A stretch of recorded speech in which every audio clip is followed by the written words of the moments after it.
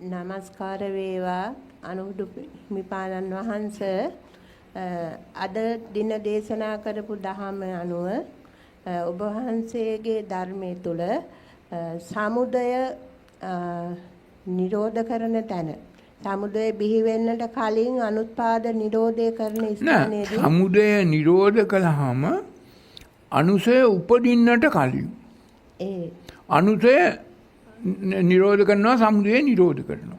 අනුසය න අනුසයති සමුදය නිරෝධය. නෑ එතනදී අපි අර අනුත්පාද නිරෝධයෙන් දකිනවා කියන්නේ අර හේතුඵල ධමයි. ඔව් ඒක හේතුඵල ධමයට ණය විනයට බහගලපා බලලා මේ නාම රූප පරිච්ඡේද ඥානය ලැබෙන්නම ඕන. එතකොට තමයි වෙන් කරන්න බෙදලා බලන්න මේකෙන් මිදෙන්න නිදහස් වෙන්න පුළුවන්. එතනදී අර වත බග කරන එකත් බලලා වත බග කරන එක තමයි මේ බලන්නම ඕන. බලන්නම ඕන. ඔය නාම රූප පරිච්ඡේද ඥානය කියන්නේ වත බග කරලා බලනවා. ඒත් එක්කම අපි දැන් මේ පැවැත්ම තුල ඉන්නකොට අපිට ඇඳුම් අඳින්න වෙනවා. ඒ වගේ අවස්ථාවක අපි ඇඳුමක් මිලදී ගන්න යනවා. ඒක හරි. දැන් මේක කියන්නේ දැන් ඇඳුමක් අවශ්‍ය නම් කොහේ හරි යන්න අපි හිතමුකෝ ඔබට තියෙනවා මගුල් ගෙදරක හරි එහෙම නැත්නම් මේ මොකක් හරි මේ වගේ පන්සලකට පොයේ දවසට එන්න ඊට ගැලපෙන අඳුමක් ගන්න ඕනේ. ඒකට ගැලපෙන මුදලුකුත් තියෙනවා නම් ඒක සංකාරයක් නෙමෙයි. දැන් ඔබ කඩේ යනවා එළවලු ගේන්න. සල්ලි ටිකකුයි මල්ලකුයි අරගෙන.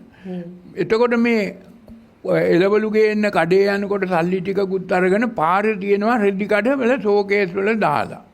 එක්කෝ රූපවාහිනියේ ඇඩ්වර්ටයිස්මන්ට් දානවා මෙහෙම. අන්නේ වට පටිච්ච වෙලා කැමැත්තට බැඳිලා අර අනවශ්‍ය වෙලාවකට ඇඳුමක් ගත්තොත් අර එළවලු ගේන්න තියෙන සල්ලි ටිකෙන් අන්න සංකාරයක්. දැන් ඇඳුමක් ගන්න ඕන වෙලාවට මේකට ගැලපෙන මේ මරණ ගෙදරක යන්න හරි මගුල් ගෙදරක යන්න හරි පන්සලකට යන්න හරි ගැලපෙන ඇඳුමක් ගන්න ඕන. එහෙම ඇඳුමක් ගන්න සල්ලි ටිකක් එකතු කළා ඒක සංකාරයක් නෙමෙයි. ඒක සංකාරයක් නෙමෙයි. නෑ එතනදී අර අපි ලස්සන එක කෝකද කියලා නමුත් එතෙන්දිත් අර තව කෙනෙකුගේ ගාව තියෙන ඇඳුමක් දැකලා ඒකට ගැලපෙන ඊට ඉහළින් යන ඇඳුමක් ගත්තා නම් එතෙන්දිත් වැරදි. ඒකත් වැරදි. ඒකත් සංකාරයක් වෙනවා. ඔබ වහන්සේට මෙතන ඉන්න සියලු දෙනාගේ මේකාබද්ධ ශක්තියෙන් දීර්ඝායුෂම ලැබේවා කියලා අදිස්ථාන කරනවා. සාදු සාදු.